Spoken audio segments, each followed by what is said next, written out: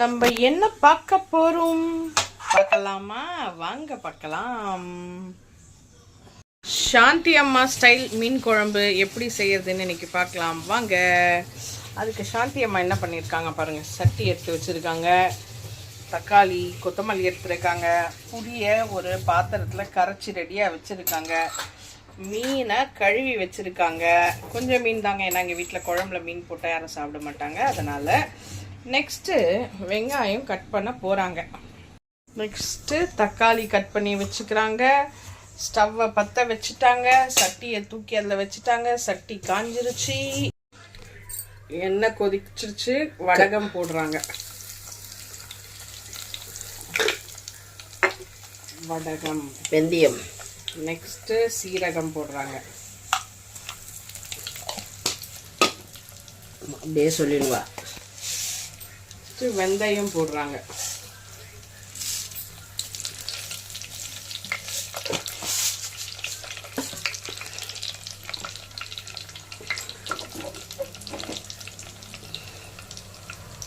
கருவேப்பிலாம் இல்லை.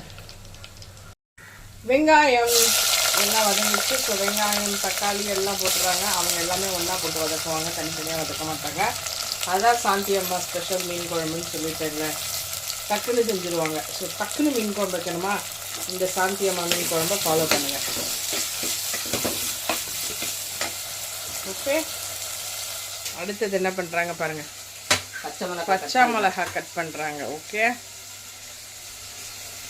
அங்கே என்னடா ஒரு ரிப்பன்லாம் கட்டியிருக்கேன்னு பார்க்குறீங்களா? நாங்கள் சாதம் அப்படி தான் வடிப்போம், வடித்து விட்டுருக்கோம். சரி, நிமித்தணும் இனிமேல். அதுக்கு நடுவில் மீனெல்லாம் மேரினேட் பண்ணி வச்சுருக்கோம் வறுக்கிறதுக்கு எல்லாம். சின்ன கத்தி தான். சாந்தி அம்மா வந்து அருவாமனையில் கட் பண்ணுறவங்க, கத்தியில் கட் பண்ண சொன்னால் அவங்களுக்கு தெரியல, அவங்களுக்கு பழக்கம் இல்லாது. பூண்டு பேஸ்ட்டு இப்போ என்ன போட போகிறாங்க தெரியுமா? கொத்தமல்லி கருவேப்பிலை போடுறேன் பாருங்க. கொத்தமல்லி கருவேப்பிலை எல்லாம் ஒரே டைம் தான், எதுவும் தனித்தனியாலாம் போட மாட்டாங்க. சாந்தி அம்மா சமையல் 2 minutes மேகி மாதிரி வேக வேகமாக செய்கிறவங்க. ஆனால் மீன் குழம்பு எக்ஸலண்ட்டாக இருக்கும். இந்த மீன் குழம்பு பாருங்க, நீங்கள் செய்கிற சமையலுக்கும் என்னோட சமையலுக்கும் வித்தியாசம் இருக்குது, பார்த்துக்குங்க. இஞ்சி பேஸ்ட்டு போடணும் மீன் குழம்புல, சரிங்களா? வெங்காயம் தக்காளி கொத்தமல்லி கருவேப்பிலை பச்சை மிளகாய் இஞ்சி பேஸ்ட்டு இத்தனையும் போட்டு எண்ணெயில் வதக்கணும். எண்ணெயை ஊற்றிட்டு வடகம் போடணும். வடகம் போட்டுட்டு வெந்தயம் ஜீரகம் இதெல்லாம் போட்டு நல்லா பாருங்க. புளி கரைச்சி ரெடியாக வச்சுருக்காங்க, அதில் உப்பு போடுறாங்க. இப்போ நெக்ஸ்ட்டு மிளகாத்தூள். இதை வந்து கரைச்சி வச்சுக்கணும் இந்த குழம்ப. ஸோ அதெல்லாம் வதங்கினதுக்கப்புறம் இதை கரைச்சி வச்ச குழம்ப வந்து அதில் ஊற்றுவாங்க. நல்லா கரைச்சிக்கிட்டாங்களா? அந்த இதெல்லாம் இல்லாமல் கட்டி கட்டியாக இல்லாமல் நல்லா கரைக்கணும். இந்த மிளகாத்தூள் வந்து உங்களுக்கு எவ்வளோ காரம் வேணுமோ அந்த அளவுக்கு போட்டுக்குங்க. எங்கள் அம்மா நல்லா ஒரு 10 ஸ்பூன் போல் போட்டிருக்காங்க. நாங்கள் 10 ஸ்பூன் போட்டிருக்கோம். உங்களுக்கு எவ்வளோ வேணுமோ அவ்வளோ மிளகாத்தூள் நீங்கள் போட்டுக்குங்க. எவ்வளோ உப்பு வேணுமோ அவ்வளோ உப்பு போட்டுக்குங்க. இப்போ நாங்கள் வைக்கிற குழம்பு பார்த்திங்கன்னா நல்லா ஒரு 10 பேர் தாராளமாக சாப்பிடலாங்க ஒரு வேளைக்கு. ஸோ அந்த அளவுக்கு குவான்டிட்டி வைக்கிறோம் நாங்கள். அங்கே பாருங்கள், கரைச்சிட்டாங்களா? புளி தண்ணியில் மிளகாத்தூள் உப்பு போட்டு கரைச்சிட்டாங்க. அண்ட் மீன் டைம் இவங்க எல்லோரும் வதங்கிட்டாங்க, தெரியுது அவங்களுக்கு நல்லா. இதுவும் ரெடி. இப்போ அது நல்லா வதங்கினோடனே பார்த்தீங்களா எவ்வளோ 2 minutes குழம்பு. இதுதான் எவ்வளோ வேகமாக செய்கிறாங்க பாருங்கள். இந்த கன்சிஸ்டன்சி ரெடி பண்ணிவிட்டு வாயில் ஊற்றி பாருங்கள். உங்களுக்கு இல்லை கொஞ்சம் காரம் கம்மியாக இருக்குது, உப்பு கம்மியாக இருக்குன்ற மாதிரி தெரிஞ்சிச்சுன்னா இன்னும் கொஞ்சம் ஆட் பண்ணி நல்லா ரெடி பண்ணிக்கோங்க. ஏன்னா இந்த ப்ரிப்பரேஷன் பண்ணிட்டதுக்கப்புறம் நீங்கள் உப்பு மிளகாத்தூள்லாம் போட்டு அந்த மிளகாத்தூள் வாசனை வரும். ஸோ இதை பண்ணும்போது நீங்கள் டேஸ்ட் பண்ணி செக் பண்ணிக்கோங்க உப்பு மிளகாத்தூள் கரெக்டாக இருக்கான்னு. இவரும் வதங்கிட்டார், தெரியுதா உங்களுக்கு எவ்வளோ ஃபாஸ்ட்டுன்னு? அவங்க பாருங்கள், டேஸ்ட் பண்ணி பார்த்துக்குறாங்க உப்பு மிளகாத்தூள் கரெக்டாக இருக்கான்னு. கரெக்டாக இருந்ததுன்னா அப்படியே தூக்கி அது நல்லா வதங்கிருச்சா, இப்போ இதை தூக்கி அதில் ஊற்ற போகிறாங்க.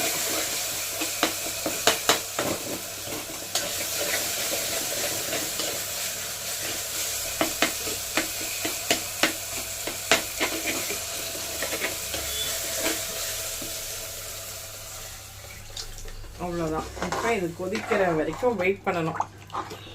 ஊற்றிட்டாங்க, கொதிக்கிற வரைக்கும் நம்ம வெயிட் பண்ணணும்.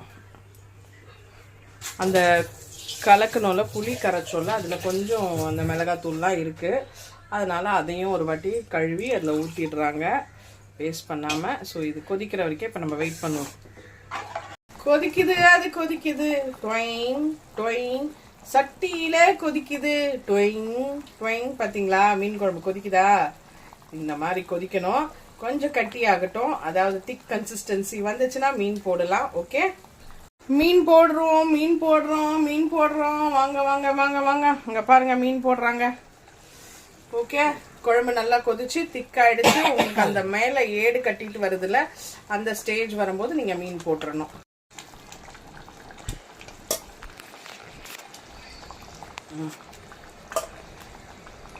போட்டுட்டாங்க. ஓகே, எல்லா மீனும் போட்டுட்டாங்க. தெரியுதா உங்களுக்கு? இதுக்கப்புறம் கொஞ்சம் ஒரு 1 or 2 minutes, ஒரு 5 minutes இருக்கட்டுமே, ஒரு 2 கொதி வரட்டும். வந்துருச்சுன்னா இறக்கிடலாம். அவ்வளோதான், மீன் குழம்பு ரெடி ஆகிடும். வாங்க சாப்பிட்லாம். கலக்குமா பார்க்கட்டும்.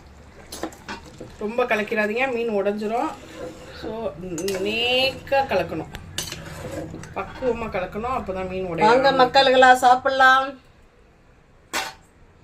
பார்க்கலாம் வாங்க. பார்த்தீங்களா கொதிக்குதா? தெரியுதா உங்களுக்கு மீன் குழம்பு எப்படி இருக்குன்னு? சும்மா சூப்பராக இருக்குங்க. இது வரைக்கும் இந்த டேஸ்ட் மீன் குழம்பு நான் எங்கேயுமே சாப்பிட்டதில்லை. அண்ட் மோரோவர் எல்லாருக்குமே அவங்க அம்மா சமைக்கிற சமையல் வந்து ஸ்பெஷல். அந்த மாதிரி எனக்கு எங்கள் அம்மா சமைக்கிறதுல ரொம்ப ஸ்பெஷல் எதுன்னு பார்த்தீங்கன்னா இந்த மீன் குழம்பு தாங்க. இந்த டேஸ்ட் நான் எங்கேயும் பார்த்ததில்ல. மறக்காமல் ட்ரை பண்ணுங்கள். ட்ரை பண்ணிவிட்டு எப்படி இருக்குன்னு சொல்லுங்கள். நம்ம ஃபைனல் அவுட்புட் ஆஃப் மீன் குழம்பு எப்படி இருக்குது பார்த்தீங்களா? சூப்பராக இருக்கா நம்ம மீன் குழம்பு?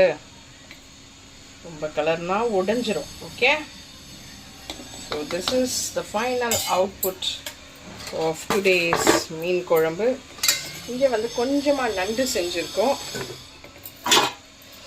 இங்கே வந்து மீன் வறுத்து வச்சுருக்கோம். ஓகே, இப்போ நம்ம சாப்பிட்டுட்டு எப்படி இருக்குன்னு பார்க்கலாம் வாங்க. இப்போ சாந்தி அம்மா சமைச்ச மீன் குழம்பு எப்படி இருக்குன்னு நம்ம டேஸ்ட் பண்ண போகிறோம். ஓகே,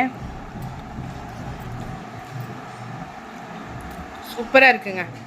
சாந்தி அம்மா மீன் குழம்பு என்றைக்குமே சாந்தி அம்மா மீன் குழம்பு தான், அதை அடிச்சிக்கவே முடியாது. வாங்க நீங்களும் ஒரு வாய் சாப்பிட்டுட்டு போங்க. நண்டு வறுவல், மீன் வறுவல், மீன் குழம்பு. நீங்கள் எப்படி மீன் குழம்பு சமைப்பீங்கன்னு மறக்காமல் கமெண்ட் பாக்ஸில் ஷேர் பண்ணுங்கள். இது நம்மளுடைய 2வது மீன் குழம்பு ரெசிபி. மறக்காமல் ட்ரை பண்ணிவிட்டு எப்படி இருக்குன்னு சொல்லுங்கள். தேங்க்யூ ஃபார் வாட்சிங். Tata bye bye. இந்த லைக்கு, சப்ஸ்கிரைபு அதெல்லாம் மறக்காமல் பண்ணிவிடுங்க. Thank you all. பபாய்.